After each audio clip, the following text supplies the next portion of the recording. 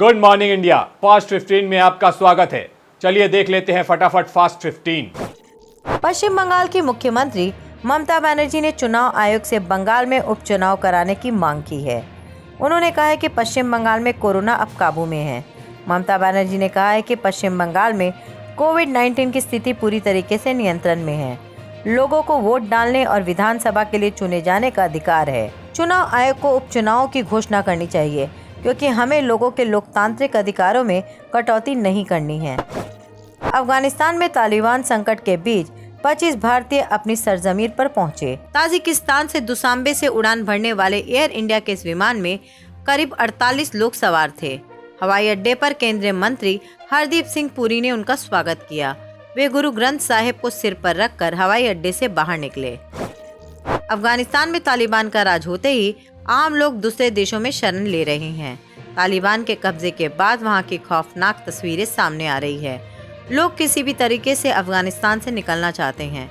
वहीं अफगानिस्तान से भागकर भारत लौटी अफगान की महिला सांसद ने तालिबान के खौफ का जो दास्तां कैमरे पर बयां किया, वो दिल दहला देने वाला था।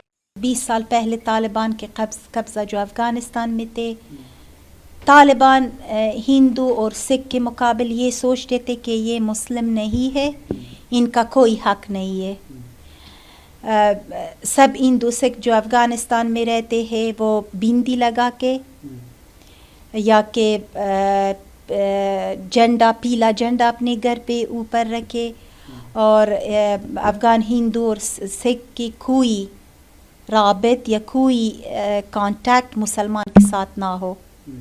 वो लोग जो हिंदू के घर में रहते हैं, घर छोड़ के हिंदू को दे दे।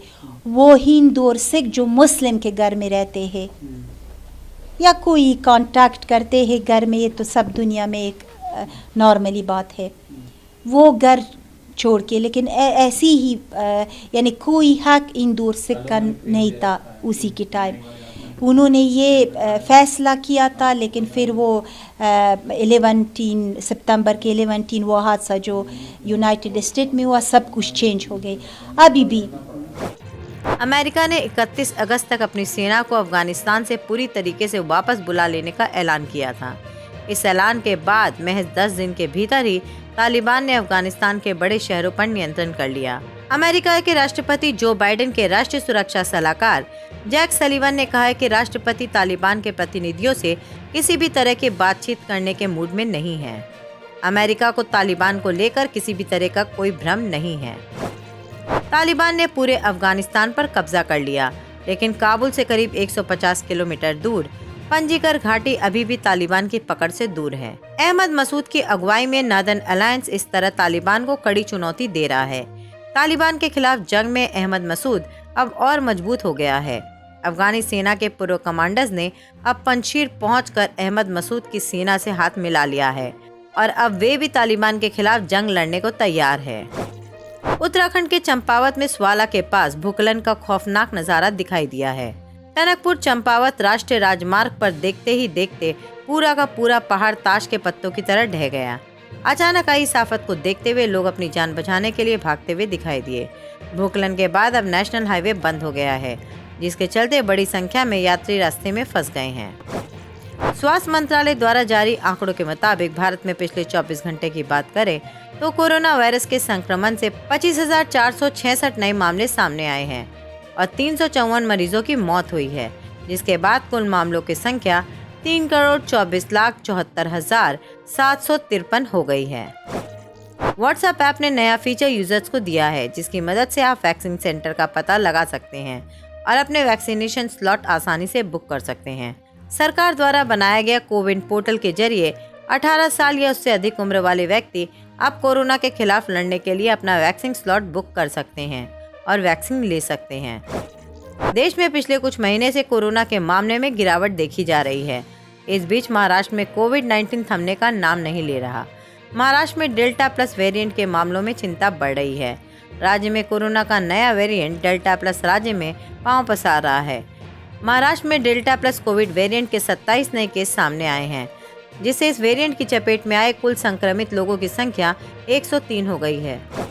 2022 के बीएमसी के चुनाव को अपनी रणनीति तैयार करते हुए मुंबई कांग्रेस ने अभिनेता रितेश देशमुख, मॉडल मिलिंद सोमेन व अभिनेता सोनू सूद जैसे व्यक्तियों को मेयर प्रत्याशी बनाने का सुझाव दिया है। मुंबई कांग्रेस ने कहा है कि आगामी चुनाव में पार्टी को एक ऐसी पर्सनालिटी को चुनावी मैदान में उतारने पर विचार करना चाहिए। महाराष्ट्र के मुख्यमंत्री उद्धव ठाकरे पर जन आशीर्वाद यात्रा में आपत्तिजनक टिप्पणी करने के मामले को लेकर शिवसेना के कार्यकर्ता जोरदार हंगामा कर रहे हैं।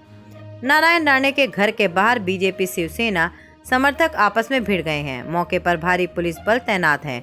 इस हंगामे में कई लोग घायल हो गए हैं। इससे पहले केंद्रीय मंत्री नारायण राणे की गिरफ्तारी के आदेश जारी किए गए हैं। ये आदेश नासिक पुलिस की क्राइम ब्रांच ने जारी किए हैं। भारत और इंग्लैंड के बीच खेली जा रही 5 टेस्ट मैचों की सीरीज का तीसरा मुकाबला हेडिंग्ले में खेला जाएगा। टीम इंडिया ने इंग्लैंड के दूसरे टेस्ट में 151 रन से हराकर इतिहास रच दिया है। अब टीम इंडिया की नज़र तीसरे टेस्ट पर है, जहां टीम इंडिया सीरीज में बढ़त के इरादे से उतरेगी। इंग्लिश टीम के खिलाफ होने वाले तीसरे मुकाबले टीम इंडिया के तेज गेंदबाज जसप्रीत बुमराह के लिए खास है। वो इस मैच में भारत की ओर से सबसे जल्दी 100 विकेट पूरा करने का रिकॉर्ड बना सकते हैं। अगर बुमराह ये करिश्मा करने में सफल रहे तो वो पूर्व कप्तान और महान ऑलराउंडर कपिल देव को पीछे छोड़ देंगे।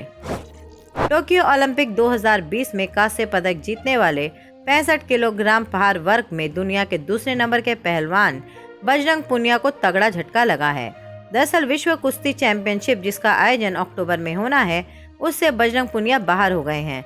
यानी बजरंग पुनिया इस बार इस महा इवेंट में पार्टिसिपेट नहीं कर पाएंगे। दरअसल टोक्यो ओलंपिक से पहले दाएं घुटने में लगी चोट के इलाज के लिए स्टार रेसलर बजरंग को 6 हफ्ते के लिए रिहैबिलिटेशन की सलाह दी गई थी। वर्ल्ड रेसलिंग चैंपियनशिप 2 अक्टूबर से 10 अक्टूबर तक नॉर्वे के ओस्लो में आयोजित की जाएगी और इस इवेंट में भारत के स्टार रेसलर भाग नहीं ले पाएंगे। अक्षय कुमार की फिल्म बेल बॉटम सिनेमाघरों में छा गई है। 19 अगस्त को दुनिया भर में रिलीज हुई बेल बॉटम को दर्शकों का खूब प्यार मिला। तो वहीं खबर है कि 3 गल्फ देश सऊदी अरेबिया, कुवैत और कतार में फिल्म पर बैन लगा दी गई है। इस समय देश में मानसूनी बारिश हो रही है। कई जगह मौसम सुहाना हो गया तो कई राज्यों में बारिश की वजह से बाढ़ जैसे हालत पैदा हो गए हैं। इंडियन मेट्रोलॉजिकल डिपार्टमेंट के मुताबिक बारिश का ये दौर 27 अगस्त तक जारी रहेगा। IMD ने देश के अलग अलग राज्यों को लेकर मौसम का अलर्ट जारी किया है। आज के लिए बस इतना ही। कल फिर आएगा आपके सामने फास्ट 15।